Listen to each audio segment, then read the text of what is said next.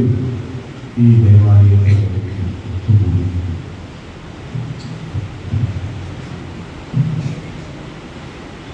അച്ഛൻ പറഞ്ഞതുപോലെ എൻ്റെ ജീവിതത്തിൽ ആദ്യമായിട്ടാണ് ഒരു വെള്ളിയാഴ്ച ദിവസം, ദുഃഖ വെള്ളിയാഴ്ച ദിവസം ഞാൻ എൻ്റെ പള്ളിക്ക് വെളിയിലേക്ക് പോകുന്നു.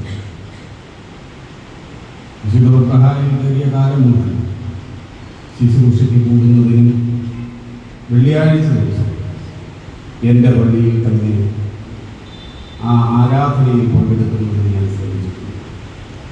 ഇപ്രാവശ്യം അച്ഛൻ എന്നെ വിളിച്ചു. ഷിജു അച്ഛൻ വിളിച്ചാൽ വരാൻ പറ്റില്ല എന്ന് പറയാറില്ലായും ഞാൻ പറഞ്ഞില്ല. എൻ്റെ അമ്മ വീട് പറങ്കിമാമുകളാണ്, കലവൂർ. സെമോൻ ക്രിസ്ത്യയുടെ നാമത്തിലുള്ള സഭയിലെ 2 ദേവാലയങ്ങളിൽ ഒന്നാണ്. പലപ്പോഴും എന്നെ വിളിക്കും. ഞാൻ വെള്ളിയാഴ്ച അവരുടെ സ്നേഹവസ്ത്രമായ ക്ഷണം നിരസിക്കും. പക്ഷേ എനിക്ക് ഇവിടേക്ക് വരാൻ എൻ്റെ മനസ്സിനെ തോന്നിച്ചു ഒരു കാര്യമില്ല. ഞാൻ എൻ്റെ കുടുംബത്തോട് ആലോചിച്ചു. ഞാൻ എൻ്റെ ഭാര്യയോട്, ഞങ്ങൾ കുടുംബമായിട്ടാണ് വന്നിട്ടുള്ളത്. ഞാൻ എൻ്റെ ഭാര്യയോട് പറഞ്ഞു, അച്ഛൻ എന്നെ വിളിച്ചു. അവൾ എന്നോട് പറഞ്ഞത്, അച്ഛനല്ല വിളിച്ചത്, അമ്മയാണ്, പരിശുദ്ധ അമ്മയാണ് എന്നെ ഇവിടെ വിളിച്ചത്. അതുകൊണ്ടാണ് അക്ഷരത്തെ സ്വീകരിക്കാൻ ഞാൻ തയ്യാറായി. അതുകൊണ്ടാണ് ഇന്ന് ഏറ്റവും കൂടുതൽ വേദനിക്കുന്ന ആളാണ് പരിശുദ്ധ അമ്മ. അമ്മയുടെ കൈകളിലേക്ക് യുവകോമളനായ ഒരു പ്രഭുകുമാരനെ മടിയിലേക്ക് കിടത്തി കൊടുത്തിരിക്കുക.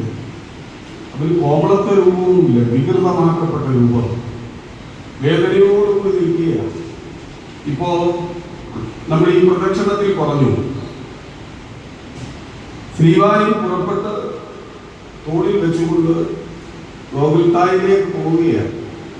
അമ്മയും ഗലീലയിൽ നിന്നും അവിടേക്ക് വന്നിട്ടുണ്ട്. പെസഹാചരണത്തിന്റെ ഭാഗമായി അമ്മയും കൂടെയുള്ളവരെല്ലാം വന്നിട്ടുണ്ട്. മകനെ അമ്മയ്ക്ക് പലപ്പോഴും കാണാൻ കഴിയുന്നില്ല. ഒരു താല്പര്യമാറ്റം കണ്ടാൽ അമ്മ ഓടിയിറങ്ങി ചെന്ന് വാതിൽക്കലിൽ നിന്ന് നോക്കും. മകനാണെന്ന് വിചാരിക്കും. അവനെ ഒന്ന് കാണാൻ, അവനോടൊന്ന് സംസാരിക്കാൻ, അവനോട് കൂടെ ഇരുന്ന് ഒന്നിരിക്കാൻ ഈ അമ്മ പലപ്പോഴും ആഗ്രഹിച്ചിട്ടുണ്ട്. പക്ഷേ ഈ മോനിഷ്ടം ഇതാണ്, എൻ്റെ സഹോദരങ്ങൾ, എൻ്റെ ഇഷ്ടം ചെയ്യുന്നവനാണ് എൻ്റെ സഹോദരങ്ങൾ എന്ന് പറഞ്ഞു ജനത്തിന്റെ നടുവിൽ നിൽക്കുന്നതാണ് എപ്പോഴും ഇഷ്ടം. ഇപ്പോഴും ഗോകുൽത്തായിൽ അവൻ നിൽക്കുന്നത് മധ്യത്തിലാണ്. ജനത്തിന്റെ നടുവിൽ നിൽക്കുന്നത് പുത്രനെ കാണാൻ അമ്മയ്ക്ക് വലിയ ആഗ്രഹമുണ്ടായിരുന്നു. കാരണം പലപ്പോഴും അമ്മ അത് ആഗ്രഹിച്ചിരുന്നു. അമ്മ അവനെ കാണാൻ ഒരു പക്ഷേ ആ യെരുശലേമിലും ശ്രമിച്ചു കാണും. യെരുശലേമിലെത്തിയപ്പോഴും അമ്മയ്ക്ക് അവനെ അടുത്തൊന്ന് കാണാൻ, അവനോടൊപ്പം ചേർന്ന് നിൽക്കാൻ, അവനോടൊന്ന് സംസാരിക്കാൻ, തന്റെ ഏകജാതനായ പ്രിയ മകനോടൊപ്പം ഒന്നിരിക്കാൻ അമ്മയ്ക്ക് കഴിഞ്ഞില്ല. ആരോ പറഞ്ഞു, ആരോ പറയുന്നത് പലപ്പോഴും കേട്ടിട്ടുള്ളത് പോലെ, അവനെ ഞാൻ കണ്ടു, അവൻ പുരുഷാരത്തിന്റെ നടുവിലാണ്, അവൻ പറയുന്നത് ഞങ്ങൾ കേട്ടു. എന്തൊരു വചനങ്ങളാ അവൻ പറയുന്നത്!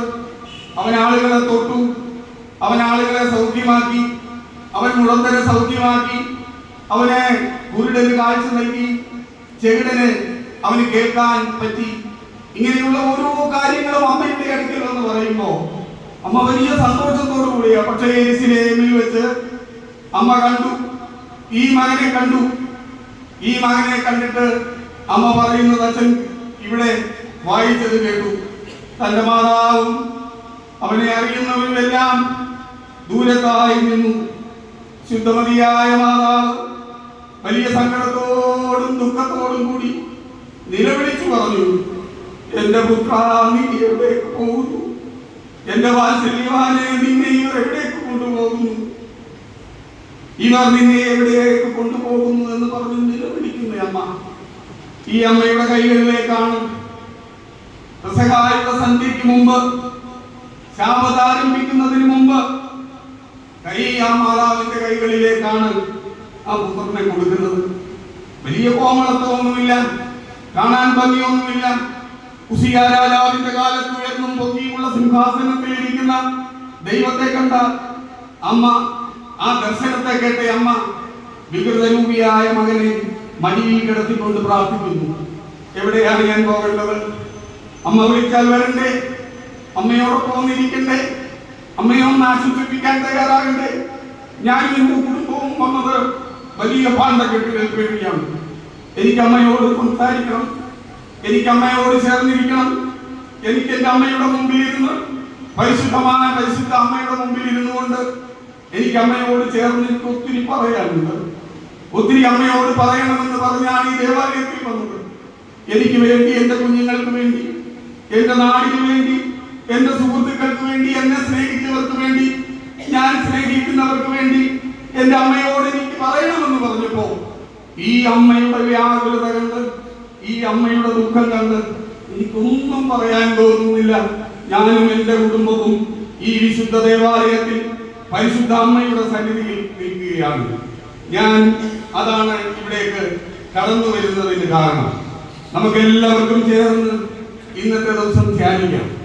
ദുഃഖവെള്ളിയാഴ്ച എന്ന് പറഞ്ഞാൽ 2000 വർഷങ്ങൾക്ക് മുമ്പ് നടന്ന ഒരു സംഭവത്തിന്റെ പുനരാവിഷ്കാരമാണ്. രാവിലെ മുതൽ എങ്ങനെയാണോ ആ സംഭവം അവിടെ നടന്നത് അതുപോലെ തന്നെ പുനരാവിഷ്കരിക്കുകയാണ്. പാട്ടുകളും ഗീതങ്ങളും വായനകളും ധ്യാനവുമായി നമുക്ക് ആ ദുഃഖവെള്ളിയാഴ്ച എന്ന ദിവസത്തിന് വലിയ പ്രാധാന്യം കൊടുക്കുന്നുണ്ട്. നമുക്ക് പാടാമെന്നെ തന്നെ സന്നിധിയിൽ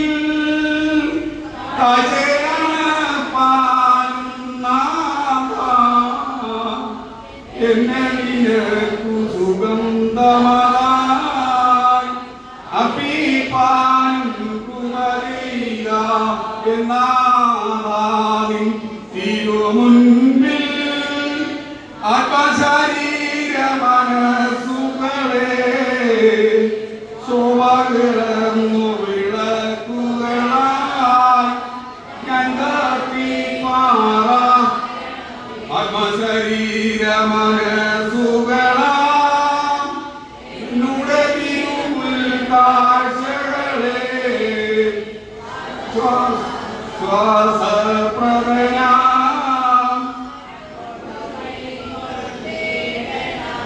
കർത്താവിന്റെ സന്നിധിയിൽ നമ്മുടെ നേർച്ച കാഴ്ചകളെ, നമ്മുടെ ധ്യാന വചനങ്ങളെ, നമ്മുടെ പ്രാർത്ഥനകളെ ദൈവമേ നിന്റെ തല കുമ്പിട്ട് ഞങ്ങൾ ധ്യാനിക്കുകയാണ്.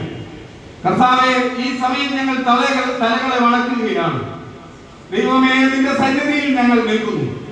നിന്റെ ഏകജാതനായ മകൻ ഗോകുൽഥായുടെ മുകളിൽ 3 ആണികളിൽ തൂക്കപ്പെട്ടിരിക്കുകയാണ്. ഭൂലോകത്തിന്റെ മധ്യത്തിൽ തൂക്കപ്പെട്ടിരിക്കുന്ന അവന്റെ കുരിശിന്റെ പാദപീഠത്തിലാണ് ഇന്നത്തെ ദിവസം ഞങ്ങൾ നിൽക്കുന്നത്. കർത്താവേ, ഞങ്ങളുടെ ആവശ്യങ്ങളെ എല്ലാം ഈ കർത്തൃസന്നിധിയിൽ ഞങ്ങൾ സമർപ്പിക്കുകയാണ്.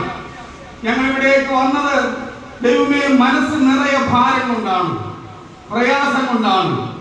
അവയെല്ലാം ഞങ്ങൾ ഇന്ന് മാതാവിന്റെ ഈ സന്നിധിയിൽ കുരിശിന്റെ പാദപീഠത്തിൽ സമർപ്പിച്ചുകൊണ്ട് പ്രാർത്ഥിക്കുകയാണ്. ഞങ്ങളുടെ ഈ കുഞ്ഞുങ്ങളെ സമർപ്പിക്കുന്നു.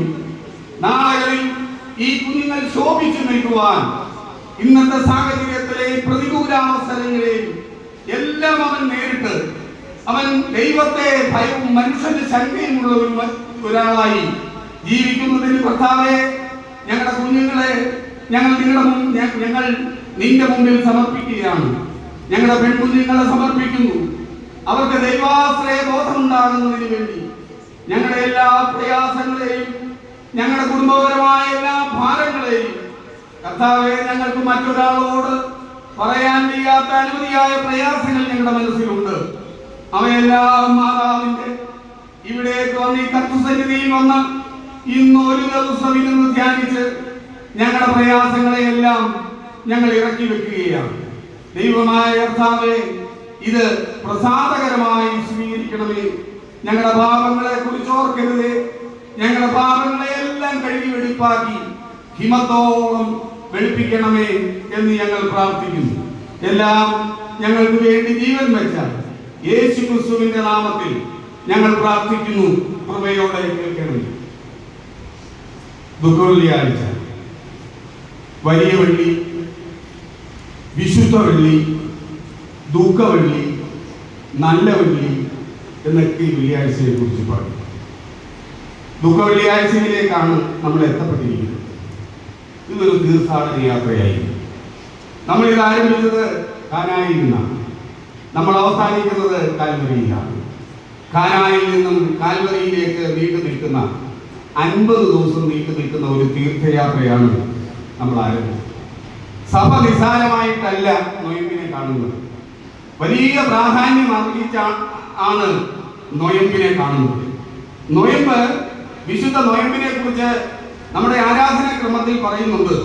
വിശുദ്ധ നൊയമ്പ് ജയത്തിന്റെ അടയാളവും ശത്രുവാകുന്ന ദുഷ്ടന്റെ നേരെ തോൽക്കാത്ത ആയുധവുമാണ്. ഉപവാസവും നൊയമ്പും തമ്മിൽ വ്യത്യാസമുണ്ട്. ഉപവാസവും നൊയമ്പും തമ്മിൽ വ്യത്യാസമുണ്ട്. ഉപവാസം എന്ന് പറഞ്ഞാൽ ഒരാൾ അല്ലെങ്കിൽ ഒരു കൂട്ടം ആളുകൾ ഏതെങ്കിലും ഒരു കാര്യത്തിന് വേണ്ടി, അല്ലെങ്കിൽ ഒരു നേർച്ചയ്ക്ക് വേണ്ടി, അല്ലെങ്കിൽ ഒരു പ്രത്യേക ദിവസം അവർ ഭക്ഷണം ഉപേക്ഷിച്ചുകൊണ്ട് കർത്താവിന്റെ മുമ്പിൽ ഉപവസിക്കുന്നതിനാണ് ഉപവാസം എന്ന് പറയുന്നത്. പക്ഷെ നൊയമ്പ് എന്ന പദം അതിനേക്കാൾ അപ്പുറമാണ്. അത് സഭ നിഷ്കർഷിച്ചിരിക്കുന്നതാണ്. സഭ ആചരിക്കണമെന്ന് പറഞ്ഞിരിക്കുന്നതാണ്. അത് വലിയ നൊയമ്പ് എന്ന് പറയുന്നതാണ് 50 നോയമ്പ്. വലിയ നൊയമ്പ് ഉണ്ടാകുമ്പോൾ ഒരു ചെറിയ നൊയമ്പ് ഉണ്ടാകും. ഒരു ചെറിയ നൊയമ്പാണ് കർത്താവിന്റെ എന്തോ പെരുന്നാളിനോട് ചേർന്ന് നമ്മൾ നടത്തുന്ന 25 നൊയമ്പ്. സഭ കൽപ്പിച്ചനുവദിച്ചിരിക്കുന്ന ഒന്നാണ് നൊയമ്പ്. ഈ നമ്മൾ സാധാരണ എളുപ്പത്തിന് വേണ്ടി പറയുന്ന ഒരു വാചകമാണ് നോമ്പ്. പക്ഷേ അത് നൊയമ്പാണ്. 3 അക്ഷരങ്ങൾ ചേർന്ന ഒരു വാക്കാണ്. ഈ നൊയമ്പ് എന്ന് സഭ ഒരിക്കലും പറഞ്ഞിട്ടില്ല. 3 അക്ഷരങ്ങൾ ചേരുമ്പോൾ 2 വാക്കുകൾ ചേർന്നാണ് 3 അക്ഷരം ഉണ്ടായത്. 2 വാക്കുകൾ എന്ന് പറഞ്ഞാൽ നോവ്, അൻപ്. നോവെന്ന് പറഞ്ഞാൽ വേദന, അൻപെന്ന് പറഞ്ഞാൽ കരുണ. നോവെന്ന് പറഞ്ഞാൽ സഹനം, അൻപെന്ന് പറഞ്ഞാൽ സ്നേഹം. സ്നേഹത്തോടു കൂടിയുള്ള സഹനത്തെയാണ് നൊയമ്പ് എന്ന് സഭ അർത്ഥമാക്കുന്നത്. സഭ എന്ന് പറഞ്ഞാൽ കുറച്ച് ആളുകളുടെ ഒരു കൂട്ടം, അല്ലെങ്കിൽ അവരുടെ ഒരു കൂട്ടായ്മയെന്നല്ല സഭ വിവക്ഷിച്ചിരിക്കുന്നത്. സഭ പറഞ്ഞിരിക്കുന്നത് കർത്താവായ യേശു ക്രിസ്തുവിന്റെ മനുഷ്യാവതാര ശരീരത്തോട് വിശുദ്ധ മാമോദീസ മുഖാന്തരം ഒട്ടിച്ചേർക്കപ്പെട്ടിട്ടുള്ളതും ശരീരികളും അശരീരികളും അടങ്ങുന്ന വിശ്വാസികളുടെ സമൂഹത്തെയാണ് സഭ എന്ന് പറയുന്നത്. സഭയിലെ അംഗങ്ങളെ ലക്ഷം എന്ന് പറഞ്ഞ് ഒരിക്കലും നമുക്ക് വിവക്ഷിക്കാൻ കഴിയുകയില്ല. അതിലും അപ്പുറമാണ്. ഞാൻ നേരത്തെ പറഞ്ഞു, നൊയമ്പിനെ സഭ നിസ്സാരമായിട്ടല്ല കാണുന്നത്. സഭയ്ക്ക് നൊയമ്പ് എന്ന് പറഞ്ഞാൽ അതിന്റെ മുമ്പിൽ ഒരു വാക്ക് സഭ ചേർക്കും. അത് വിശുദ്ധ നൊയമ്പ്. നൊയമ്പ് എന്ന് ഒറ്റ വാക്കിൽ പറയാറില്ല. സഭ അത്രയ്ക്ക് ആദരവ് കൊടുക്കുന്നു. വിശുദ്ധ മർബഹ, വിശുദ്ധ ത്രോണോസ്, വിശുദ്ധ ഏവങ്കേലിയോൻ, വിശുദ്ധ സഹദേന്മാർ, വിശുദ്ധ കന്യക മറിയാം, വിശുദ്ധ തോമാസ് ലീഗ എന്ന് വിശുദ്ധന്മാരായ സഹദേന്മാരെ പറ്റിയും സ്ലീഹന്മാരെ പറ്റി പറയുന്നത് പോലെ തന്നെയാണ് നൊയമ്പിനെ പറ്റി സഭ പറയുന്നത്. എപ്പോഴും വിശുദ്ധ എന്ന പദം ചേർത്താണ്. വിശുദ്ധ എന്നൊരു പദം ചേർത്ത് പറയുമ്പോൾ 2 പദം ചേർന്ന 3 വാക്കുള്ള ഒരു നൊയമ്പ് എന്ന് പറയുന്ന പദം നമുക്ക് ലഭിക്കും. ഈ 3 വാക്കുള്ള നൊയമ്പ് പൂർണ്ണമാകണമെങ്കിൽ 4 കാര്യങ്ങൾ വേണം. വിശുദ്ധ നൊയമ്പ് പരിപൂർണതയിൽ എത്തണമെങ്കിൽ 4 കാര്യം വേണം. അതിലൊന്നാണ് ഞാൻ പറഞ്ഞത്, ഉപവാസം.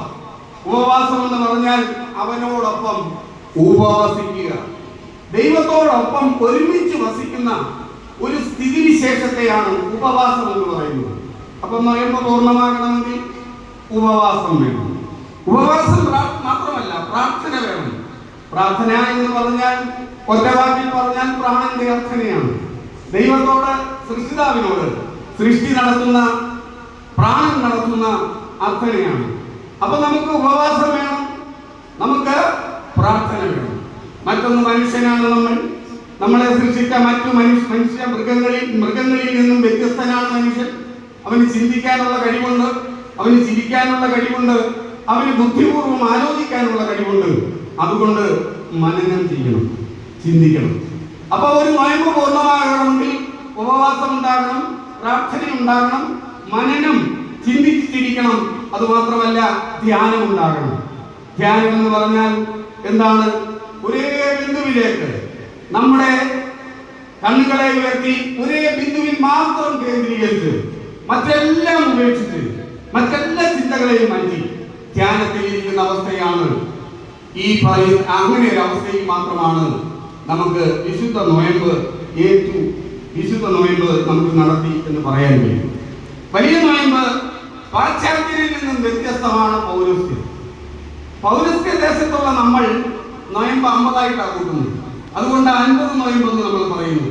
പക്ഷേ പാശ്ചാത്യ സംസ്കാരം അനുസരിച്ച് 40 ദിവസമേ ഉള്ളൂ നോയമ്പ്. ക്ഷാരപദ്ധതിയിൽ അവസാനിച്ച് നാളെ അറിയിപ്പിന്റെ ശനിയിൽ അവസാനിക്കുന്ന 40 ദിവസമാണ് പാശ്ചാത്യർ ആചരിക്കുന്നത്. പക്ഷെ നമ്മൾ 10 ദിവസം കൂടെ കൂട്ടുന്നുണ്ട്. നമ്മൾ ആ കൂട്ടുന്ന 10 ദിവസം എന്താണെന്ന് അറിയാമോ? നമ്മൾ കർത്താവിന്റെ കഷ്ടാനുഭവത്തിന് താതാത്മ്യം പ്രാപിച്ചുകൊണ്ട് അവൻ എരിശലേമിലേക്ക് കയറിപ്പോയി അവിടെ ക്രൂശിക്കപ്പെട്ട 10 ദിവസത്തെയും കൂടിയാണ് നമ്മൾ 50 എന്ന നോയമ്പിനെ പറ്റി പറയുന്നത്. 40 ഞാൻ ദീർഘമായി കടന്നു പോകുന്നില്ല. എന്തായാലും നോയമ്പ് കഴിയാറായി. ഇതൊരു വിചിന്തനത്തിന് വേണ്ടിയാണ് ഞാൻ പറഞ്ഞത്. ഈ നോയമ്പ് നമുക്ക് ഗുണപ്പെട്ടോ? ഈ നോയമ്പ് നമ്മുടെ ജീവിതത്തിൽ എന്തെല്ലാം മാറ്റങ്ങൾ ഉണ്ടാക്കി? നമുക്ക് എന്തെല്ലാം നേട്ടങ്ങളാണ് ഈ നോയമ്പ് നമുക്ക് ഉണ്ടാക്കി തന്നത്? 40 എന്ന പദം ബൈബിളിൽ 146 പ്രാവശ്യം പറഞ്ഞിട്ടുണ്ടെന്നാണ് പണ്ഡിത ശ്രേഷ്ഠന്മാർ പറയുന്നത്. ഈ 40 എന്ന പദം അതുകൊണ്ടാണ് 40 നോയമ്പ്. നമ്മുടെ കർത്താവ് പരിശുദ്ധ ശുശ്രൂഷ ആരംഭിക്കുമ്പോൾ മരുഭൂമിയിലേക്ക് പോയി. ആ മരുഭൂമിയിൽ പോയി 40 ദിവസത്തെ ഉപവാസത്തിന് ശേഷം എന്ത് പറ്റി? സാധാരണ പരീക്ഷിച്ചു. എന്തും തുടങ്ങുന്നതിന് മുമ്പ് നോയമ്പ് നല്ലതാണ്. എന്തും തുടങ്ങുന്നതിന് മുമ്പ് നോയമ്പ് നല്ലതാണ്. ഉപവാസം നല്ലതാ. അത് കർത്താവാണ് നമ്മളെ പഠിപ്പിച്ചത്. അവൻ പരിശുദ്ധ ശുശ്രൂഷ ആരംഭിക്കുന്നതിന് മുമ്പ് 40 ദിവസം നോയമ്പെടുത്തു. കുട്ടികൾ നോയമ്പെടുക്കണം. പഠിക്കാൻ പോകുന്നതിന് മുമ്പ് നിങ്ങൾ ഉപവസിക്കണം. നിങ്ങൾ പ്രാർത്ഥിക്കണം. ദൈവത്തോട് തീരുമാനം ചോദിക്കണം. പെൺകുഞ്ഞുങ്ങൾ പ്രാർത്ഥിക്കണം. നിങ്ങൾ ദൈവത്തോട് തീരുമാനം ചോദിക്കണം. നിങ്ങളെ വിവാഹം കഴിച്ചയക്കുന്നതിന് മുമ്പ് നിങ്ങൾ നോയമ്പ് നോക്കി ദൈവത്തോട് ആലോചന ചോദിക്കണം. അങ്ങനെ ആലോചന ചോദിച്ചിട്ടാണ് നമ്മളെല്ലാം ഈ കാര്യങ്ങൾ ചെയ്യണമെന്ന് സഭ നിഷ്കർഷിക്കുന്നത്. ഇത് മാത്രമല്ല, മാൽപ്പേ എന്ന് പറയുന്ന ഒരു പദമുണ്ട്. നമ്മുടെ വിശുദ്ധ സഭ അത് വലിയ കാര്യത്തോടു കൂടിയാണ് ആ പദത്തിന് പ്രാധാന്യം കൊടുക്കുന്നത്. ഒരു നോയമ്പ് ഒരു ദിവസം രാവിലെ അങ്ങ് ആചരിക്കുകയല്ല. അതിനു മുമ്പ് തന്നെ ഒരുക്കങ്ങൾ ആരംഭിക്കുന്നു. നമ്മുടെ പരിശുദ്ധ പിതാക്കന്മാരെ, നമ്മളിൽ നിന്നും വാങ്ങിപ്പോയവരെ എല്ലാം സ്മരിച്ചുകൊണ്ടാണ് തുടങ്ങുന്നത്. 40 വർഷക്കാലം ഈ മരുഭൂമിയിൽ അകന്നുഴഞ്ഞ ഇസ്രായേൽ ജനം മിസ്രൈമിൽ നിന്ന് യാത്ര ചെയ്യുന്നതിന് മുമ്പ് അവർ ചെയ്തത് എന്താണെന്ന് അറിയാമോ? പിതാക്കന്മാരുടെ സന്നിധിയിൽ പോയി. മാൽപ്പേ എന്ന് പറയുന്ന ഒരു ഭൂപ്രദേശം, ആ ഭൂപ്രദേശം വിലയ്ക്ക് വാങ്ങിയിരിക്കുന്ന അബ്രഹാമിനെയും ഇസഹാക്കിനെയും യാക്കോബിനെയും റാഹേലിനെയും ലേയടക്കമുള്ള പരിശുദ്ധ പിതാക്കന്മാരെ അടക്കം ചെയ്തിരിക്കുന്ന ഒരു സ്ഥലത്തു നിന്നാണ് അവർ യാത്ര ആരംഭിക്കുന്നത്. 40 സംവത്സരക്കാലം. നമ്മുടെ സഭയിൽ 40 നോയമ്പ് ആചരിക്കുന്നതിന് മുമ്പ് പിതാക്കന്മാരുടെ സന്നിധിയിൽ പോകും. നമ്മൾ പരിശുദ്ധ പിതാക്കന്മാരോട്, സഭയെ നയിച്ച പിതാക്കന്മാരോട്, പരിശുദ്ധന്മാരായ പിതാക്കന്മാരോട് നമ്മൾ പ്രാർത്ഥിക്കും. അതാ പതിരായ പിതാക്കന്മാർക്ക് വേണ്ടി മാറ്റിയിരിക്കുന്നു. അതിനുശേഷം നമ്മളെ നയിച്ച ആചാര്യ ശ്രേഷ്ഠന്മാർക്ക് വേണ്ടി നമ്മൾ പ്രാർത്ഥിക്കും. അവരോട് നമ്മൾ അനുവാദം ചോദിക്കും. അതിനുശേഷമാണ് നമ്മൾ വാങ്ങിപ്പോയ നമ്മുടെ പിതാക്കന്മാർക്ക് വേണ്ടി, സഭാവിശ്വാസികൾക്ക് വേണ്ടി നമ്മൾ പ്രാർത്ഥിക്കുന്നത്. അനുവാദം ചോദിച്ചിട്ടാണ് നമ്മൾ തുടങ്ങുന്നത്. വിശുദ്ധ കുർബാന അർപ്പിക്കാൻ പുരോഹിതൻ വിശുദ്ധ മഹായിലേക്ക് കയറി മറയിട്ടതിന് ശേഷം തുയോബോ എന്ന് പറയുന്ന ഒരു ശുശ്രൂഷയുണ്ട്. തുയോബോ എന്ന് പറയുന്ന ശുശ്രൂഷ ഒരുക്കത്തിന്റെ ശുശ്രൂഷയാണ്. അവിടെ വെച്ച് പുരോഹിതൻ നിരപ്പാകുന്നുണ്ട്, പ്രാർത്ഥിക്കുന്നുണ്ട്. തനിക്ക് ജന്മം നൽകിയ മാതാപിതാക്കന്മാർ, ഗുരുക്കന്മാർ, കൈപിടിച്ച് നടത്തിയവർ, അവർക്ക് വേണ്ടി പ്രാർത്ഥിക്കുന്നുണ്ട്. ഞാൻ പലപ്പോഴും പറയും, ഞാനൊരു സാമൂഹ്യ പ്രവർത്തകനാണ്. ഞാൻ എൻ്റെ വീട്ടിൽ നിന്നും സാമൂഹ്യ പ്രവർത്തനത്തിനായി ഇറങ്ങുമ്പോൾ പ്രാർത്ഥിക്കുന്നതിന് അവസരം വിട്ടുപോയാലും എൻ്റെ വീട്ടിൽ എനിക്ക് വേണ്ടി പ്രാർത്ഥിക്കാൻ എൻ്റെ കുടുംബത്തിൽ പുരോഹിതന്മാരെ ദൈവം സമ്മാനിച്ചു എന്നുള്ളത് എനിക്ക് കിട്ടിയ അതിശ്രേഷ്ഠമായ ഒരു ഭാഗ്യം തന്നെയാണ്. അവർ പ്രാർത്ഥിക്കുന്നു. എല്ലാ ഞായറാഴ്ചയും സഹോദരങ്ങൾക്ക് വേണ്ടി പ്രാർത്ഥിക്കുന്നു. പുണ്യമുള്ള ജന്മമാണ് നമ്മുടേത്. നമ്മൾ നടക്കുമ്പോൾ നമുക്ക് വേണ്ടി പ്രാർത്ഥിക്കാൻ നിൽക്കുന്നു. ഞാൻ ദീർഘമായി കടന്നു പോകുന്നില്ല. നോയമ്പ് എന്ന് പറയുന്നത് നിസ്സാരമായിട്ടല്ല. തിങ്കളാഴ്ച രാവിലെ അനുരഞ്ജനത്തിന്റെ ശുശ്രൂഷയാ. നീ ബലിയർപ്പിക്കാൻ വരുമ്പോ നിനക്ക് സഹോദരനോട് എന്തെങ്കിലും ഉണ്ടെന്ന് നിനക്ക് തോന്നിയാ നീ എന്ത് ചെയ്യണം? നിന്റെ ബലിവസ്തു ബലിപീഠത്തിന്റെ മുമ്പിൽ വെച്ച് ആദ്യം പോയി അവനോട് നിരപ്പാകണം. അതാണ് അനുരഞ്ജനത്തിന്റെ ശുശ്രൂഷ, ശുഭ്കോനോ എന്ന് പറയുന്ന ശുശ്രൂഷയുടെ ആരംഭിക്കുന്നത്. നമ്മൾ കണ്ടു ഗലീലയിൽ നിന്നും ആരംഭിക്കുന്ന തീർത്ഥയാത്രയാണ്. കർത്താവ് യെരുശലേമിലേക്ക് വന്നത് ഒരു ദിവസത്തെ യാത്ര കൊണ്ടല്ല, 90 മൈലാണ്. 90 മൈൽ ദീർഘം എന്ന് പറഞ്ഞാൽ 140 കിലോമീറ്റർ ആണ് യെരുശലേമിൽ നിന്നും അകലെ നിൽക്കുന്നത്. നമ്മൾ 50 ദിവസത്തിലധികമായിട്ടാണ് കർത്താവ് സഞ്ചരിച്ച് യെരുശലേമിലേക്ക് വരുന്നത്. നമ്മളും ആരംഭിച്ചത് എവിടുന്ന?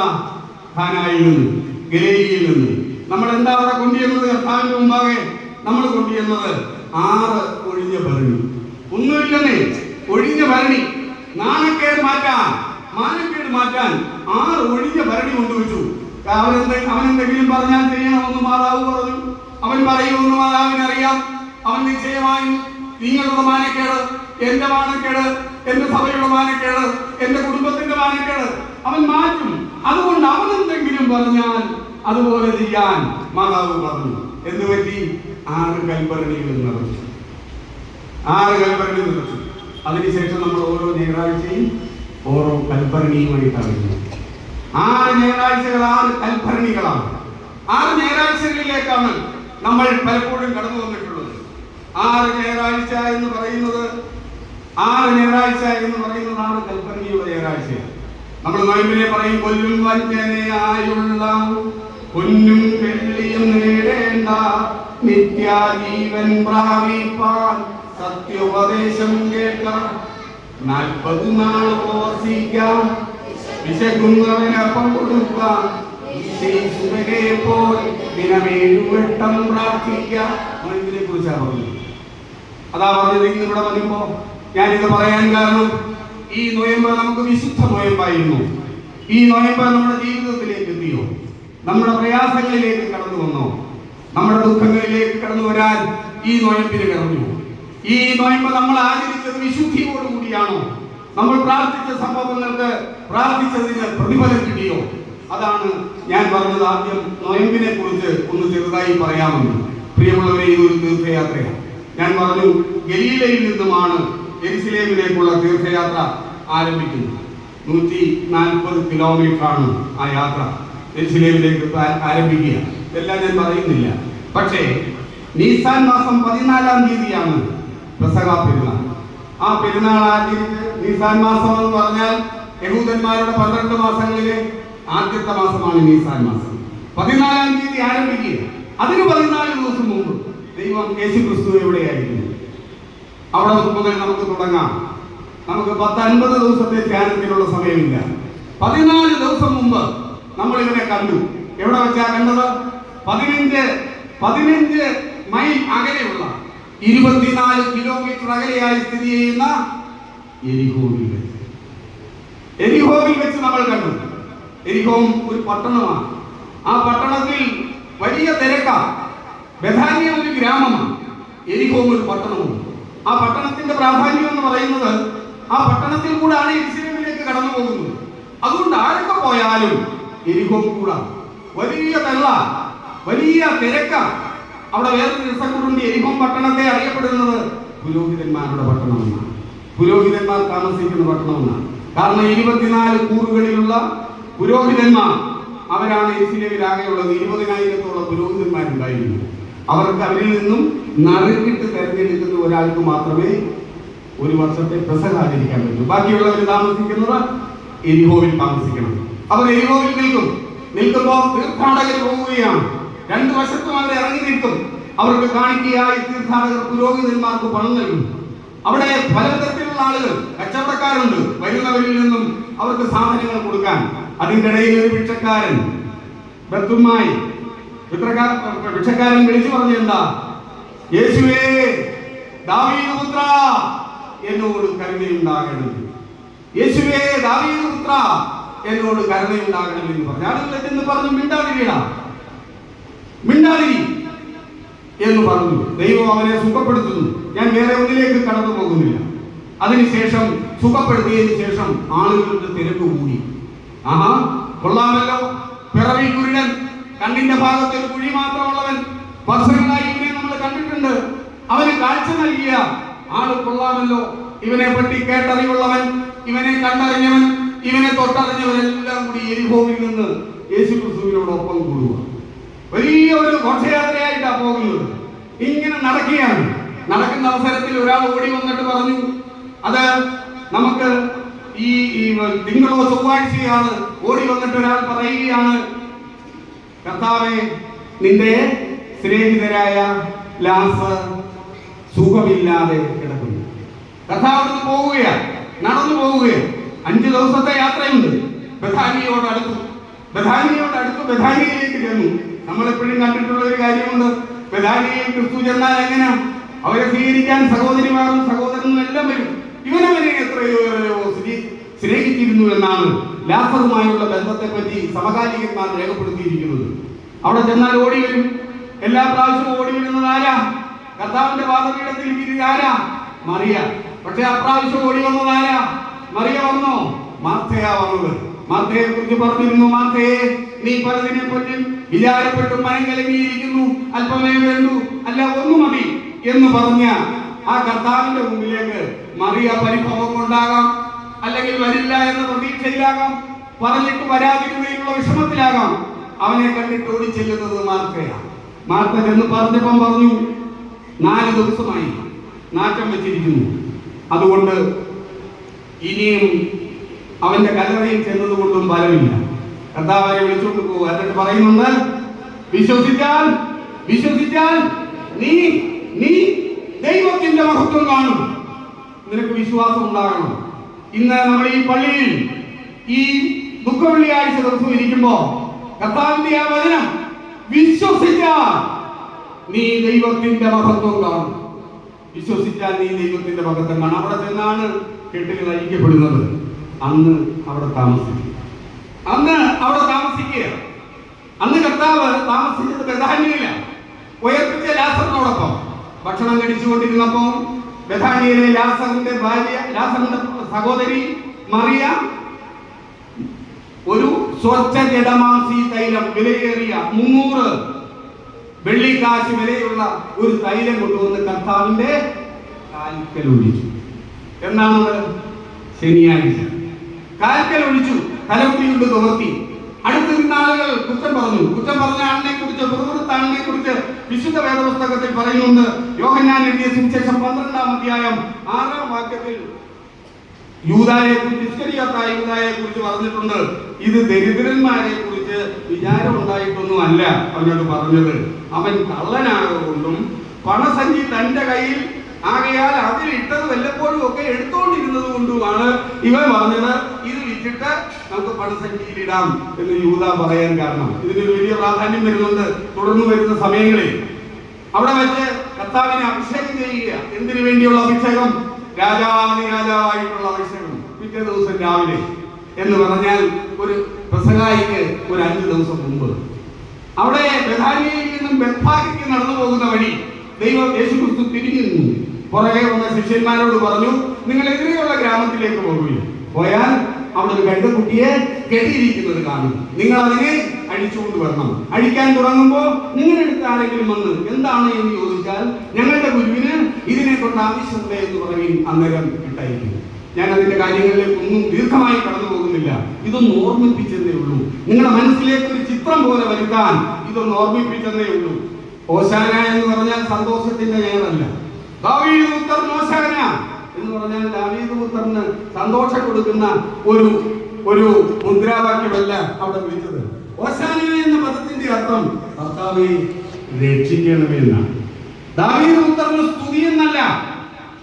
ദാവീദ് പുത്ര ഞങ്ങളെ രക്ഷിക്കണമേ. ഹോശാന ഞായറാഴ്ച അപ്പോൾ നിലവിളിയുടെ ഞായറാഴ്ചയാണ്. യേശുവേ ദാവീദ് പുത്ര ഞങ്ങളോട് കരുണ ചെയ്യണമേ എന്ന് പറഞ്ഞ ആളുകൾ കൂടി. എന്താ? ഇവൻ മശീഹയാണ്.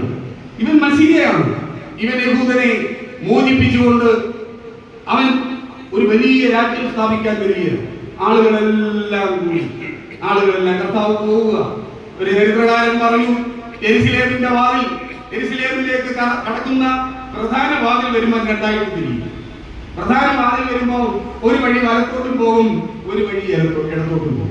കർത്താവ് വലത്തോട്ട് പോയില്ല, കർത്താവ് പോയത് ഇടത്തോട്ടാണ്. വലത്തോട്ട് പോകുന്നത് എവിടാണെന്ന് അറിയാവോ?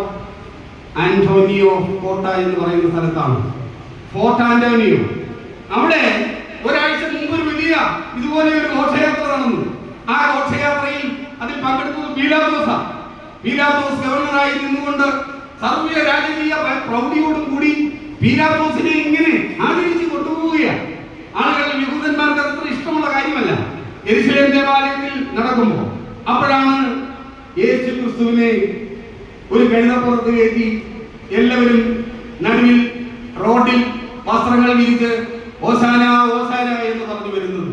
ആളുകൾ കരുതിയത് ഈ ഫോർട്ട് ആന്റോണിയോ എന്ന് പറയുന്ന ആ കോട്ടയിലേക്കുള്ള പോക്കാണ്. അവിടേക്ക് ചെന്ന് പീലാത്തോസിനെ കൊല്ലും, പടയാളികളെ കീഴ്പ്പെടുത്തിയതിനു ശേഷം പീലാത്തോസിനെ കൊന്നതിന് ശേഷം അധികാരം പിടിച്ചിടക്കും. അതാണ് ആ വഴി തിരിഞ്ഞ് കുറച്ചു പേർ വലത്തോട്ട് പോയി. പക്ഷേ യേശു ക്രിസ്തു പോയത് യെരുശലേം ദേവാലയത്തിലേക്കാണ്. യെരുശലേം ദേവാലയത്തിൽ ചെന്നു. ആ യെരുശലേം ദേവാലയത്തിൽ ചെന്ന് അദ്ദേഹം ചില ക്രമീകരണങ്ങൾ ഞായർ തിങ്കൾ ദിവസങ്ങളായി നടത്തുന്നുണ്ട്. അവിടെ നിന്നും കച്ചവടക്കാരെ പുറത്താക്കി.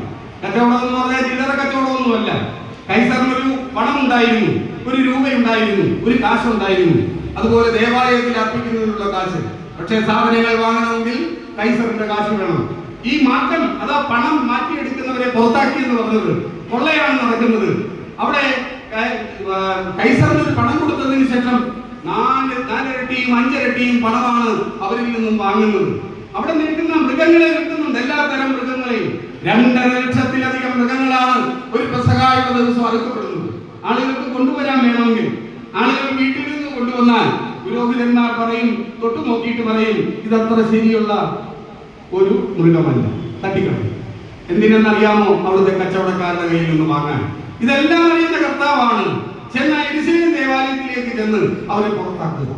എന്റെ ആലയം പ്രാർത്ഥനാലയം എന്ന് വിളിക്കുന്നു, നിങ്ങൾ അതിനെ കള്ളന്മാരുടെ ഗുഹയാക്കി മാറ്റിയിരിക്കുന്നു എന്ന് പറഞ്ഞ് ഇറക്കി വിളിക്കുക. തിങ്കളാഴ്ച രാവിലെ കർത്താവ് വരുന്നു. കർത്താവിന്റെ രൂപമൊന്നും മാറിയെന്നേ. പണ്ട് കാണുന്ന കർത്താവൊന്നുമല്ല, രൂപത്തിൽ വലിയ മാറ്റമാണ്. മുഖത്ത് ഭയങ്കര ക്രൗര്യമാണ്, മുഖത്ത് ഭയങ്കര ദേഷ്യമാണ്. തിരിച്ച് തിങ്കളാഴ്ച രാവിലെ ഇറങ്ങി വരുമ്പോഴാ കർത്താവിന് വിശന്നു. അപ്പോഴാ അത്തിവൃക്ഷം കാണുന്നത്. അത്തിഫലത്തിന്റെ സമയമൊന്നും അല്ലത്. പക്ഷേ അവന് വിശന്നു. അവൻ പറഞ്ഞു, നിന്നിൽ നിന്നും മേലാൽ ഒരുത്തനും ഈ ഫലം കഴിക്കാൻ ഇടയാകാതെ വരട്ടെ എന്ന് പറഞ്ഞ് ശ്രമിക്കുന്നു. യെരുശലേമിനെ പറ്റി, യഹൂദന്മാരെ പറ്റിയാണെന്നാ പറയുന്നത്. പുറമേ കാണുമ്പോൾ നല്ല ഗന്ധമുണ്ട്, പുറമേ പൂത്തു നിൽക്കുമ്പോ തളർത്തു നിൽക്കുമ്പോ ഇതിൽ എന്തെങ്കിലുമൊക്കെ ഫലമുണ്ടെന്ന് ആളുകൾ കരുതി പോകും. ഒരു ഫലവുമില്ല. ഇതിങ്ങനെ നിൽക്കുന്നതാണ്. ഇത് ഈ ജനത്തിന് ഒരു ഫലവുമില്ല. അതുകൊണ്ടാണ് ഫലമില്ലാതിരുന്ന കാലത്തും അത്തിയെ ദൈവം ശപിക്കാതിരിക്കുന്നത്. ഇത് തിങ്കളാഴ്ച. ചൊവ്വാഴ്ച വന്നപ്പം വീണ്ടും ദൈവം താഴേക്ക് വരികയാണ്. ശനിയും ഞായറും തിങ്കളും ക്രൗര്യഭാവമായിരുന്ന കർത്താവ് ചൊവ്വാഴ്ച മുഖത്തിന് മാറ്റമാണ്. എന്താ? ഇസ്രായേൽ നിയമമനുസരിച്ച്, യഹൂദന്മാരുടെ നിയമമനുസരിച്ച് പെസഹായി കറക്കപ്പെടുന്ന കുഞ്ഞാടിന് 3 ദിവസം മുമ്പ് ഒരുക്കി നിർത്തണം. 3 ദിവസം മുമ്പ് ഒരുക്കി നിർത്തണം. അതുകൊണ്ട് ചൊവ്വ, ബുധൻ, വ്യാഴം 3 ദിവസം ശാന്തനാണ് കർത്താവ്. ക്രൗര്യമില്ല, ആരോടും ഒന്നും പറയുന്നില്ല, ശപിക്കുന്നില്ല. അവിടെയാണ് കർത്താവ് ചൊവ്വാഴ്ച നമ്മൾ കാണുന്നത് ബെഥാനിയയിൽ തന്നെ. എപ്പം പോയാലും ബെഥാനിയയിൽ വന്നാ താമസിക്കുന്നത്. എപ്പം പോയാലും തിരിച്ചു വരും ബെഥാനിയയിൽ. പക്ഷേ അത് ലാസറിന്റെ ഭവനത്തിലല്ല. ആരുടെ ഭവനത്തിലാ? കുഷ്ഠരോഗിയായ ശീമോന്റെ ഭവനത്തിൽ ഇരിക്കുക കർത്താവ്. അപ്പോഴാ ഒരു സ്ത്രീ പിന്നെയും വരുന്നത്. 3ാമത്തെ തൈലാഭിഷേകമാണ്. പക്ഷേ ഈ തൈലാഭിഷേകത്തിന് ഒരു പ്രത്യേകതയുണ്ട്. ഈ തൈലാഭിഷേകത്തിന്റെ പ്രത്യേകത കർത്താവ് ആ വാക്യങ്ങളിൽ തന്നെ പറയുന്നു. ഇത് കാലിലൂടെ ഒഴിച്ച് തലമുടി കൊണ്ട് തോർത്തുമല്ല, ഇത് പൊട്ടിച്ച് തലയിൽ ഒഴിക്കുക, അഭിഷേകം ചെയ്യുകയാണ്. കുഞ്ഞാടിനെ അഭിഷേകം ചെയ്യുക. പെസഹായി അർപ്പിക്കുന്നതിനുള്ള, കുരുതി കൊടുക്കുന്നതിനുള്ള കുഞ്ഞാടിനെ അഭിഷേകം ചെയ്യുന്ന ദിവസമാണ് ചൊവ്വാഴ്ച ദിവസമായി അത് മാറുന്നു. ഇത് പറയുന്നുണ്ട്. അന്നേരം ഇതിന് 300 എന്ന് പറയുന്ന ഒരു പണം പറയുന്നുണ്ട്. 300 രൂപ എന്ന് പറഞ്ഞാൽ അന്നത്തെ കാലത്ത് 9 മാസത്തെ ഒരു യഹൂദന്റെ ശമ്പളമാണ്. ഇപ്പൊ 9 മാസത്തെ ശമ്പളം എന്ന് പറഞ്ഞാൽ ഇപ്പോഴാണ് വാങ്ങുന്നതെങ്കിൽ ഏകദേശം 9 ലക്ഷം രൂപയിലധികമാണ്. 1 ലക്ഷം രൂപയൊക്കെ ഉണ്ട് ഇപ്പോൾ ഒരു സാധാരണ ശമ്പളം എന്ന് പറഞ്ഞാൽ വലിയ തൈലമാണ്. ഈ തൈലം കാലിൽ ഒഴിക്കുന്നത്, തലയിലാണ് ഒഴിക്കുന്നത്. പ്രിയമുള്ളവരെ, അത് കഴിഞ്ഞ് പിറ്റേ ദിവസം ഭാഷാബുദ്ധൻ ഒന്നും മിണ്ടുന്നതായി പറയുന്നു. പക്ഷേ ബുധനാഴ്ച ചില മാറ്റം വരുന്നു, ചിലരിൽ ചില മാറ്റം വരുന്നു. ചിലരുടെ മുഖഭാവം മാറുന്നു, ചിലർ പേടിക്കുന്നു, ചിലർ ഭയക്കുന്നു. അവരെല്ലാം കൂടി കയ്യാപ്പാവിന്റെ ഭവനത്തിൽ ഒത്തുകൂടിയിരിക്കുക. എന്തിനാ കയ്യാപ്പാവിന്റെ ഭവനത്തിൽ ഒത്തുകൂടിയിരിക്കുന്നതെന്ന് അറിയാമോ? മഹാപുരോഹിതനായ കയ്യാപ്പാവിന്റെ ഭവനത്തിൽ ഒത്തുകൂടിയിരിക്കുന്നത് ഇവനെ എങ്ങനെയും ഉപായത്തിൽ പിടിക്കണം, ഇവനെ എങ്ങനെയും ഉപായത്തിൽ പിടിക്കണം. അതിനുവേണ്ടി അവർ കൂടിയത്. അതിന് കൂടണമെങ്കിൽ ഇവനെപ്പം വരും, എപ്പം പോകുന്നു ആർക്കും അറിയില്ല. അത് ഇവൻ തന്നെ പറയുന്നുണ്ടാവും. പെട്ടെന്ന് മാറിപ്പോയി, ദേവാലയത്തിൽ നിന്ന് പെട്ടെന്ന് പോയി. ഇവൻ എവിടേക്കാ പോകുന്നത്? അവൻ പെട്ടെന്ന് പ്രത്യക്ഷപ്പെടുന്നു, ഇവൻ പെട്ടെന്ന് പോകുന്നു. മാത്രമല്ല, ഇവൻ എപ്പോഴും ആൾക്കൂട്ടത്തിന്റെ മധ്യത്തില. ഇവനെ പിടിച്ചാൽ ഈ ജനം ഇളകും. അതുകൊണ്ട് ജനക്കൂട്ടമില്ലാത്ത സമയം കണ്ടുപിടിക്കണം. ആ കണ്ടുപിടിക്കുന്ന സമയത്ത് ഇവൻ എവിടെയാണെന്ന് അറിയണം. അങ്ങനെ അറിയണമെങ്കിൽ ഇവനോടൊപ്പം സഞ്ചരിക്കുന്നവൻ വേണം. അങ്ങനെയാണ് യൂദായെ ഇവർ ചേർത്ത് പിടിക്കുന്നത്. യൂദായുടെ അടുത്ത് ചെല്ലുന്നു. നേരത്തെ പറഞ്ഞല്ലോ, ഇവന്റെ കയ്യിലായിരുന്നു മടിശീല, ഇവന്റെ കയ്യിലായിരുന്നു പണസഞ്ചി. അവന് വേറൊന്നും ചിന്തയില്ല. ആ പണസഞ്ചിക്കകത്തോട് വീഴുന്ന പണത്തെ കുറിച്ച് മാത്രമേ അവന് ചിന്തയുള്ളൂ എന്ന് മുന്നിട്ട് യോഹന്നാൻ സുവിശേഷത്തിൽ പറയുന്നുണ്ടല്ലോ. പ്രിയമുള്ളവരെ, അവനെ സമീപിച്ച് ഒരു കച്ചവടം ഉറപ്പിക്കുന്നു. 300 വെള്ളിക്കാശ് എന്തിനാ വെറുതെ കളഞ്ഞത് എന്ന് ചോദിച്ച് യൂദ കച്ചവടം ഉറപ്പിക്കുന്നത് 30 വെള്ളിക്കാശിന്. ബുധനാഴ്ച ഒന്നും നടക്കുന്നില്ല. വ്യാഴാഴ്ചയാണ് പരിശുദ്ധമായ പെസഹ ആചരണത്തിന് കർത്താവ് തിരഞ്ഞെടുത്തിരിക്കുന്നത്. അന്ന് 2 ശിഷ്യന്മാരെ അടുത്ത് വിളിച്ചു. ആരൊക്കെയാണ്? പത്രോസിനെയും യോഹന്നാനെയും അടുത്ത് വിളിച്ചിട്ട് പറഞ്ഞു, നിങ്ങൾ ചെല്ലണം. നിങ്ങൾ ചെന്നേരിക്കായി വിരിച്ചൊരുക്കിയിരിക്കുന്ന ഒരു മാളികയിൽ നിങ്ങളോടൊപ്പം പെസഹ ഭക്ഷിക്കാൻ ഞാൻ വാഞ്ചയോടെ ആഗ്രഹിക്കുന്നു. എന്താണെന്ന് പറയാൻ കാരണം, പെസഹ ഭക്ഷണത്തിന് പിന്നീട് സമയമില്ല. പെസഹ എന്ന് പറയുന്നത് പിറ്റേ ദിവസമാണ്. അതിന്റെ തലേ ദിവസമാണ് പെസഹ ആചരിക്കുന്നത്. ആ പെസഹ ആചരിച്ചു കഴിഞ്ഞാൽ പിന്നെ ഇല്ല, പിന്നെ ബലിയാണ്, ബലിയിലേക്ക് പോവുകയാണ്. അതുകൊണ്ട് പെസഹ ആചരിക്കുന്ന ദിവസം നിങ്ങളോടുകൂടെ ഇരുന്ന് പെസഹ ആചരിക്കണം എന്ന് പറഞ്ഞ് കർത്താവ് അവരോടുകൂടി പെസഹ ആചരിക്കുക. ഞാൻ അതിലേക്ക് പോകുന്നില്ല. ഇന്നലത്തെ പെസഹ ശുശ്രൂഷയുടെ സമയത്ത് അതിനെപ്പറ്റി പറയും. പക്ഷേ ഇതെല്ലാം കഴിയുമ്പോൾ ആ ഗൃഹനാഥൻ എഴുന്നേറ്റ് ഒരു ഹീബ്രു പദം പറയും, എത്തലസ്തായി. പെസഹയുടെ അവസാനം പറയുന്ന ഒരു പദമാണ് എത്തലസ്തായി. എത്തലസ്തായി എന്ന് പറഞ്ഞാൽ പൂർത്തീകരിച്ചു. അങ്ങനെ ഗൃഹനാഥൻ പറയുന്നിടത്തെ എഴുതിക്കാൻ പറ്റും. പക്ഷേ യേശു ക്രിസ്തു പൂർത്തിയായി എന്ന് അവിടെ പറഞ്ഞില്ല. പറഞ്ഞു, എവിടെ പറഞ്ഞു? നിവൃത്തിയായി എന്ന് എവിടെ പറഞ്ഞത്? ആ ബലി പൂർത്തിയാക്കിയതിനു ശേഷമാണ് പറയുന്നത് പൂർത്തിയായി, നിവൃത്തിയായി എന്ന് പറയുന്നത് കുരിശില. അന്നേരമാണ് ഈ ബലി പൂർത്തിയാകുന്നത്. കർത്താവിന്റെ തിരുശരീര രക്തങ്ങളെ അവിടെ വെച്ച് വിഭാഗിച്ചു കൊടുത്ത് വിശുദ്ധ കുർബാന അവിടെ സ്ഥാപിക്കുക. അതിനുശേഷം കർത്താവ് എഴുന്നേറ്റു എന്ന് പറഞ്ഞാൽ അവൻ പൂർണ്ണപ്രഭാവനായ ദൈവമായി മാറി. അവൻ എഴുന്നേറ്റ് നിന്നു. അവന്റെ മേലങ്കി മാറ്റി എന്ന് പറഞ്ഞാൽ ദൈവത്തിന്റെ മഹത്വമുള്ള വസ്ത്രം മാറ്റി. അരയിൽ തൂവാല ചുറ്റി എന്ന് പറഞ്ഞാൽ അവൻ അടിമയെ പോലെ നിന്നു. അവരുടെ മുമ്പിൽ മുട്ടുകുത്തി. എന്നിട്ട് അവൻ എന്ത് ചെയ്തു? അവരുടെ കാലുകളെ കഴുകി. അവൻ പാദത്തോളം താഴ്ന്നത് അവൻ സ്വർഗത്തോളം ഉയരാനാ. അവൻ പറഞ്ഞു, ഇങ്ങനെ ചെയ്യണം. എന്താ ഇങ്ങനെ പറയാൻ കാരണം എന്ന് അറിയാമോ? ഗലീലയിൽ നിന്നും ദീർഘമായ യാത്ര തിരിച്ചു. 140 കിലോമീറ്ററാണ്. കർത്താവ് എല്ലാ സകലത്തും ശ്രദ്ധിക്കുന്നുണ്ട്. ചുറ്റും നടക്കുന്ന ശിഷ്യന്മാരുടെ ഇടയിൽ ഒരു പെറുപെറുപ്പുണ്ട്. എന്താ പെറുപെറുപ്പ്? ആരാണ് പെറുപെറുപ്പ്? അത് പലപ്പോഴും കർത്താവ് പറഞ്ഞിട്ടുണ്ട്, കർത്താവ് കേട്ടിട്ടുണ്ട്. അത് വിശുദ്ധ വേദത്തിൽ പറഞ്ഞിട്ടുണ്ട്, പലപ്പോഴും കേട്ടിട്ടുണ്ട്. എന്താണ് കേട്ടേക്കുന്നത്? ആരാണ് പെറുപെറുപ്പ്? അതിനെ അവിടെ നിവർത്തീകരണം. കർത്താവ് തന്റെ പാദങ്ങളെ, സ്ത്രീകന്മാരുടെ പാദങ്ങളെ കഴുകിക്കൊണ്ട് അന്നത്തെ ദിവസം നിൽക്കുക. പെസഹ വ്യാഴാഴ്ച പൂർത്തിയായി. രണ്ടുപേരെ പറഞ്ഞയച്ചു. അതെന്തിനായത്? വേറൊരാൾ അറിയണ്ടെന്ന് വിചാരിച്ചു. അവന് പെസഹ ഭക്ഷിക്കണമെന്നുള്ള ആഗ്രഹമുണ്ട്, അത് നടക്കണം. പെസഹ ഭക്ഷിക്കാൻ വേണ്ടി ഇവര് ശിഷ്യന്മാർ കൂടി മാളികയിൽ ഇരിപ്പുണ്ടെന്ന് പറഞ്ഞാൽ അവിടെ വരും. പക്ഷെ അവൻ ആഗ്രഹമുണ്ട്. അതുകൊണ്ടാ അവൻ പത്രോസിനെയും യോഹന്നാനെയും വിളിച്ചിട്ട് പോകാൻ പറഞ്ഞത്. വേറെ ആരും ഇത് അറിയണ്ട, നിങ്ങൾ രണ്ടും ക്രമീകരിക്കാനാ പറയുന്നത്. അവിടെ നിന്നും പെസഹ ഭക്ഷിച്ചുകൊണ്ടിരിക്കുമ്പോൾ യൂദ ഇറങ്ങി പോകുന്നുണ്ട്. അവിടെ ഇരിക്കുന്ന ആളുകൾക്ക് അറിയില്ല ഇവൻ പോകുന്നത് ക്രിസ്തുവിനെ കാണിച്ചു കൊടുക്കാനാണ്. എന്താണ്ട് കാര്യം ഏൽപ്പിച്ച് കാണും. കൈ കിട്ടിയ പണം ദരിദ്രന്മാർക്ക് കൊടുക്കാൻ പറഞ്ഞു കാണും. പെസഹയായിട്ട് എന്തെങ്കിലും വാങ്ങാൻ പറഞ്ഞു കാണും. അത് വാങ്ങാൻ പോയി എന്ന് ബാക്കിയുള്ളവർ ധരിച്ചു. അവൻ അന്ധകാരത്തിലേക്ക് നടന്നുപോയി. പ്രിയമുള്ളവരെ, കർത്താവ് ഇവിടേക്ക് അവിടെ നിന്നും ആരംഭിച്ച് നമുക്ക് ഇനിയും പോകുന്നത് ക്രൂശിലേക്കാണ്. അതാണ് അച്ഛൻ പാടിയത്. ക്രൂശിന്മേൽ ക്രൂശിന്മേൽ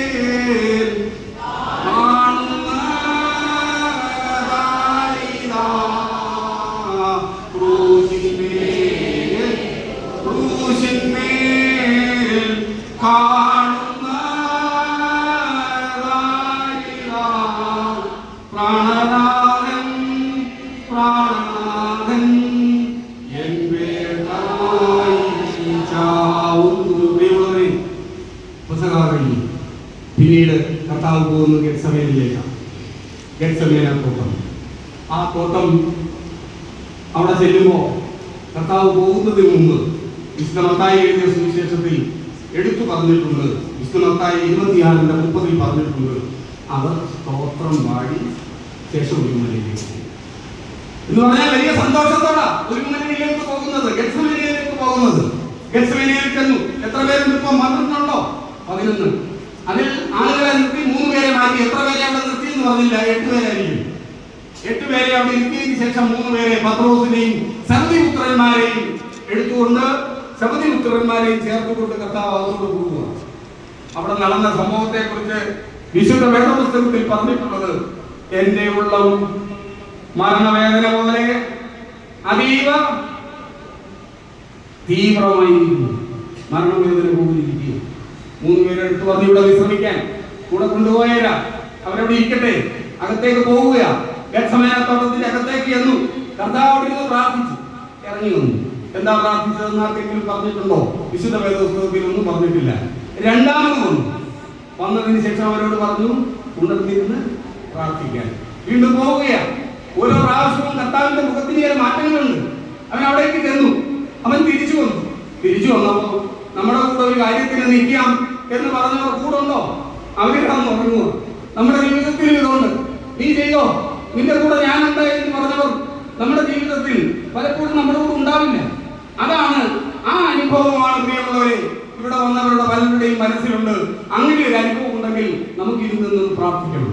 അകത്തേക്ക് ചെല്ലുക. വിശുദ്ധ ലൂക്കോസിന്റെ സുവിശേഷത്തിൽ പറയുന്നുണ്ട്, 22-ാം അധ്യായം 43-ാം വാക്യത്തിൽ, അവിടെ അവനെ ശക്തനാക്കാൻ വേണ്ടി യൂദ ഇറങ്ങി. അവനെ ശക്തനാക്കാൻ വേണ്ടി മാലാഖ ഇറങ്ങി വന്നു, ദൂതന്മാർ ഇറങ്ങി വന്നു. അവനോട് സംസാരിച്ചുകൊണ്ടിരിക്കുന്ന അവസരമാണ്. ഒരു ചിത്രകാരന്റെ ചിത്രം നിങ്ങൾ കണ്ടിട്ടുണ്ടോ എന്ന് എനിക്കറിയില്ല. ദൂതൻ ഇറങ്ങി നിൽക്കുന്നു. ദൂതന്റെ കയ്യിൽ ഒരു പാനപാത്രമുണ്ട്. ആ പാനപാത്രത്തിന് മുമ്പിൽ മനുഷ്യപുത്രൻ നിൽക്കുന്നു. അവന്റെ മുഖത്തേക്ക് നോക്കാൻ ആ മാലാഖയ്ക്ക് ദൂതന് കഴിയില്ല. അവൻ ചിറകുകൊണ്ട് മുഖം മറച്ചിരിക്കുക. ആ മുഖത്തേക്ക് നോക്കാൻ പറ്റാതെ തന്റെ സർവശക്തനായ ദൈവത്തിന്റെ ഏകജാതനായ പുത്രന്റെ മുഖത്തേക്ക് നോക്കാൻ അവന് കഴിയുന്നില്ല. അവൻ മറച്ചു നിന്നുകൊണ്ട് ഈ പാനപാത്രം കൊടുത്തു. അപ്പോൾ ദൈവം ചോദിച്ചു, എന്താണ് ചോദിച്ചത്? കഴിയുമെങ്കിൽ ഈ പാനപാത്രം. കാരണം അവനൊരു ചർച്ച നടന്നിരിക്കുന്നു. പിതാവായ ദൈവം അവൻ അനുഭവിക്കുന്ന തീവ്രമായ ദുഃഖത്തെ പറ്റി അവൻ മനസ്സിലായിരിക്കുന്നു. മരണപ്പെടും എന്നത് അവൻ അറിയാം. പക്ഷെ അവൻ അനുഭവിക്കുന്ന തീവ്രമായ ദുഃഖത്തെ അവൻ അറിയാം. അവൻ പിതാവിനോട് പറയുകയാണ്, പിതാവേ, കഴിയുമെങ്കിൽ ഈ പാനപാത്രം എന്നിൽ നിന്ന് എടുക്കരുത്. നമ്മൾ പ്രാർത്ഥിച്ചിട്ടില്ലേ? എന്തൊക്കെ ദുഃഖങ്ങളാണ് നമ്മുടെ മനസ്സിൽ. നമ്മളത് പ്രാർത്ഥിച്ചിട്ടുണ്ട്. കർത്താവേ, എനിക്കെന്താ ഇങ്ങനെ? എന്നോടെന്താ ഇങ്ങനെ? ഞാൻ പ്രാർത്ഥിക്കുന്നുണ്ട്, നോയമ്പ് നോക്കുന്നുണ്ട്. പിതാവേ, ഇന്ന് നമുക്ക് പ്രാർത്ഥിക്കാം.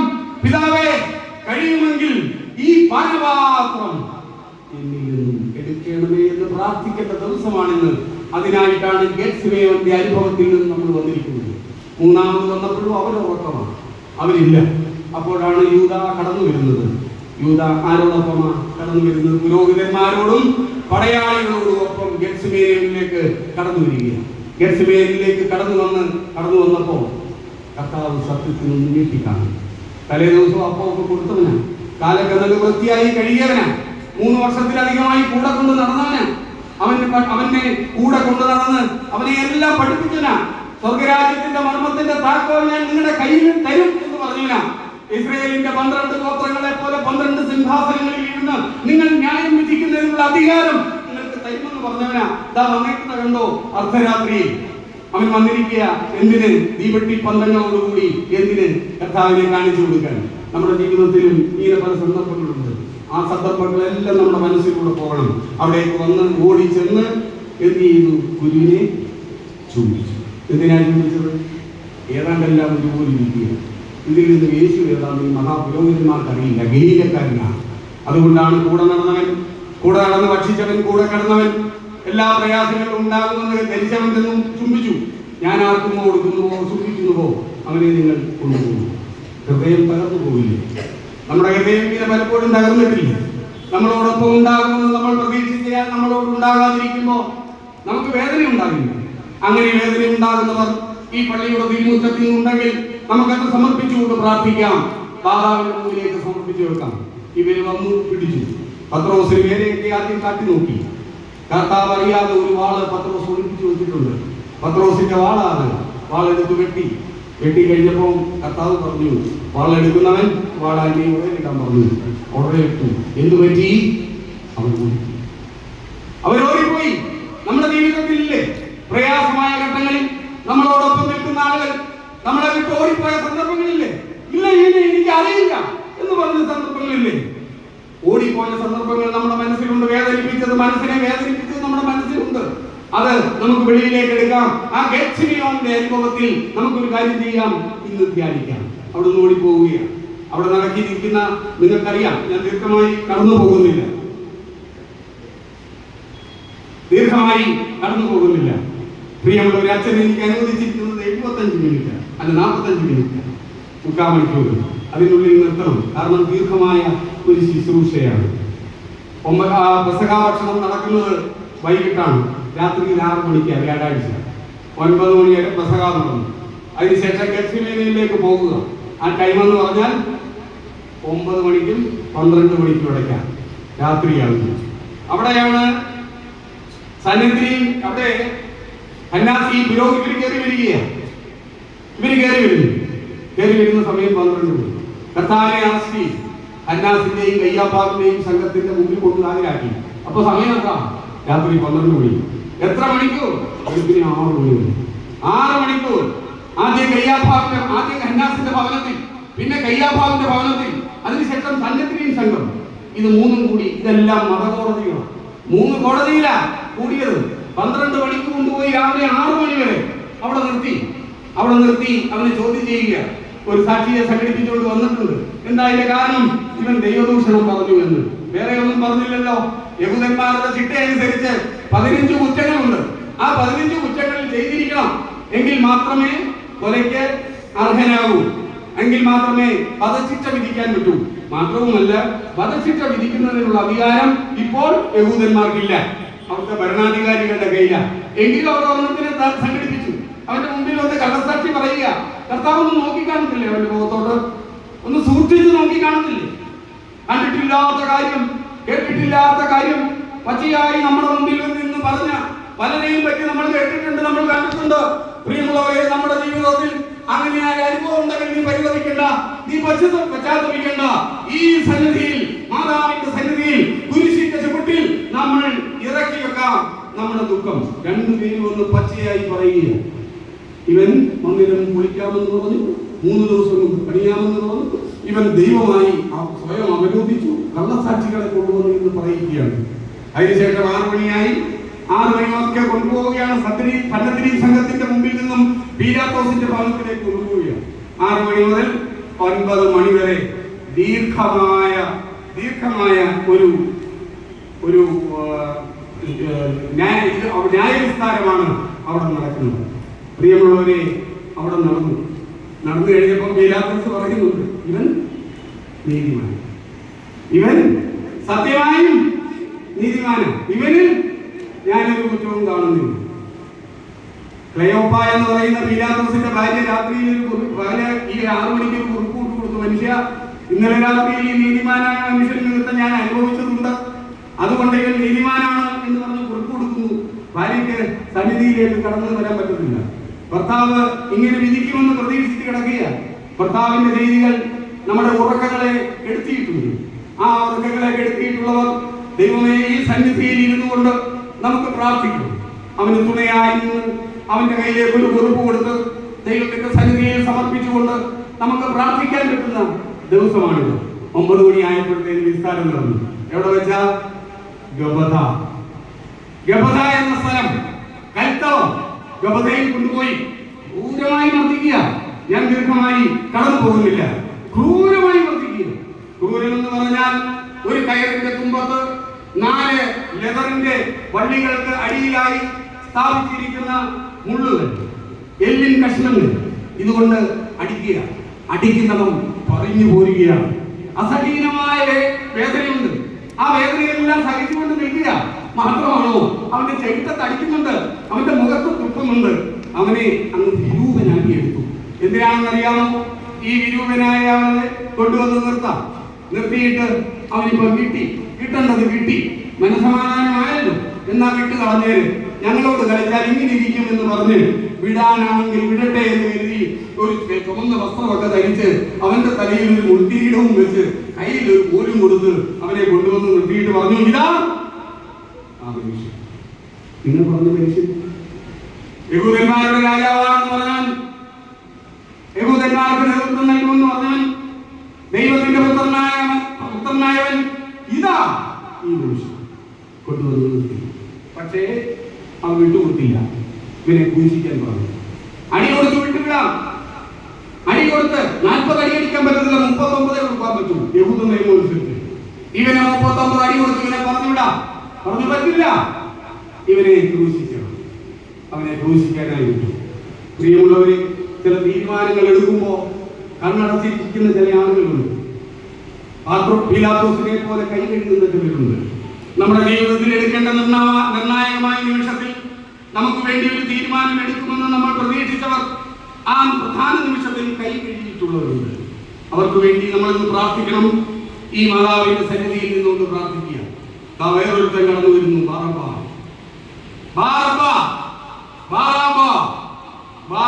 എന്ന് പറഞ്ഞാൽ പിതാവിന്റെ പുത്രൻ. ബാർ എന്ന് പറഞ്ഞാൽ പുത്രൻ, അബ്ബ എന്ന് പറഞ്ഞാൽ പിതാവ്. പിതാവിന്റെ പുത്രൻ എന്നാ പേര്. അവനെ പിടിക്കപ്പെട്ട് കൊണ്ടുവന്നിട്ടിരിക്കുക. അവനെ കൊണ്ടുവരിക, കയ്യിലും കാലിലും എല്ലാം ചങ്ങലകൾ തിരിച്ച്. ഈ ബാറാബായിക്ക് എന്തിനാ ഇവനെ എടുത്തുകൊണ്ട് പോകുന്നതെന്ന് അവൻ അറിയില്ല. അവനോട് ആരും പറഞ്ഞില്ല. അവനെ കൊണ്ടുവന്ന് നിർത്തിയിട്ട് പറഞ്ഞു, പെരുന്നാൾ ദിവസം ഒരുത്തനെ മോചിപ്പിക്കുക പതിവുണ്ടല്ലോ, ഒരു കാര്യം ചെയ്യാം, ഞാൻ ക്രിസ്തുവിനെ മോചിപ്പിക്കാം. നിങ്ങൾക്കാരെ വേണം? ബാറാബായെ വേണോ അതോ യേശുവിനെ വേണോ? അവരെന്ന് പറഞ്ഞു, യേശുവിനെ മതി. സത്യത്തിന് നമ്മുടെ കൊച്ചുകുട്ടികളുടെ ഭാഷയിൽ പറഞ്ഞാൽ ബാറാബായെ അവിടുന്ന് മോചിപ്പിക്കും. ഒരു കാര്യവും ബാറാബായി അറിഞ്ഞില്ല. ബാറാബ അവിടുന്ന് ഇറങ്ങി. സത്യത്തിന് കൊച്ചുകുട്ടികളുടെ ഭാഷയിൽ പറഞ്ഞാൽ ബാറാബായുടെ ഒരു കിളി പോയി കാണും. എന്തിനാ പുറത്തു വിട്ടേന്നറിയില്ല. ആ അവസരങ്ങളിൽ എന്തിനാ പുറത്തു വിട്ടേന്നറിയില്ല. അവനെ ഇറങ്ങി പോവുകയാണ്. അവനെ മോചിപ്പിച്ച് ഇവരെ ക്രൂശിക്കുന്നതിന് വേണ്ടി കൊണ്ടുപോവുകയാണ്.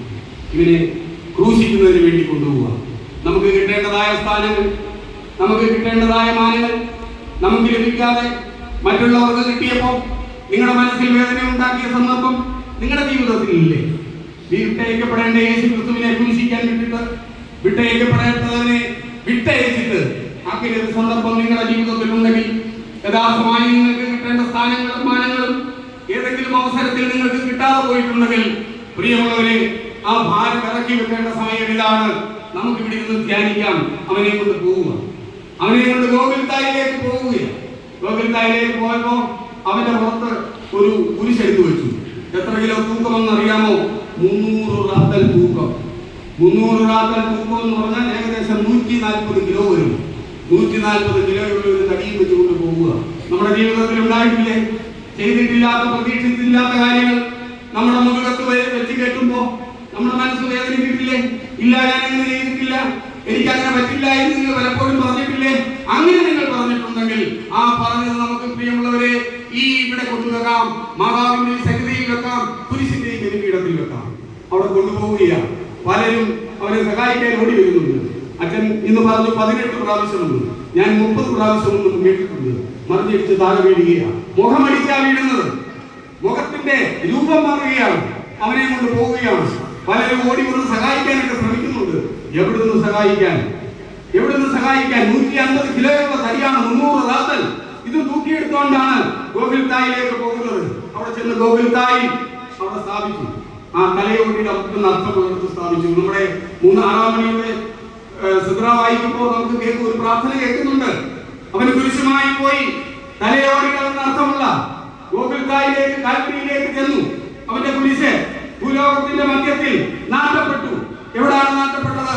പറയുന്നു, നമ്മൾ വിശ്വസിക്കുന്നു ആദാമിനെ അടക്കം ചെയ്തിടത്ത് അവന്റെ തലയോട്ടിക്ക് മേളിൽ കർത്താവിന്റെ കുരിശ് നാട്ടി. അതിൽ നിന്നും വാർന്നൊഴുകിയ രക്തം അതിനടിയിലുണ്ടായിരുന്ന ആദാമിന്റെ വായുകളെ നനച്ചു. അവനും പാപമോചനം വരുത്തിയെന്ന് നമ്മുടെ പ്രാർത്ഥനയുണ്ട്. ഇന്നത്തെ പ്രാർത്ഥന ചുമ്മാതെ വന്ന് നിന്നങ്ങ് പാടരുത്, ചുമ്മാതെ വന്ന് നിന്നങ്ങ് പ്രാർത്ഥിക്കരുത്. ഓരോ പ്രാർത്ഥനയും നമ്മൾ അറിഞ്ഞുകൊണ്ട് പ്രാർത്ഥിക്കണം. നിങ്ങൾ അതിൽ ലയിച്ചുകൊണ്ട് നിൽക്കണം. ലയിച്ചുകൊണ്ട് നിന്നാൽ നിങ്ങൾക്ക് ഇന്നത്തെ ഇതിന്റെ ഭാഗമായി മാറാം. ഓരോ പ്രാർത്ഥനയും സഭ പഠിപ്പിക്കുന്ന കാര്യങ്ങളുണ്ട്. അത് നിങ്ങൾക്ക് പഠിക്കാൻ കഴിയണം. പ്രിയമുള്ളവരെ, നിൽക്കുക. ദൈവമേ, ദൈവമേ, നീ എന്നെ കൈവിട്ടതെന്ന്. ഇതുവരെ യേശുക്രിസ്തു ദൈവമേ എന്ന് പറഞ്ഞിട്ടില്ല. എങ്ങനെയാ പറഞ്ഞിട്ടുള്ളത്? പിതാവ്, എന്റെ പിതാവ് എന്ന് പറഞ്ഞുകൊണ്ടിരുന്ന യേശുക്രിസ്തു കാൽവരി കുരിശിൽ വെച്ച് വിളിക്കുക, ദൈവമേ, ദൈവമേ, എന്റെ ആത്മാവിനെ തൃക്കൈയിൽ ഭരമിക്കുക. അന്യതാബോധം ഉണ്ടായി. പ്രിയമുള്ളവരെ, പലയിടത്തും പല സ്ഥാനങ്ങളിലും ചില അന്യതാബോധങ്ങൾ നമ്മൾക്ക് ഉണ്ടായിട്ടുണ്ട്.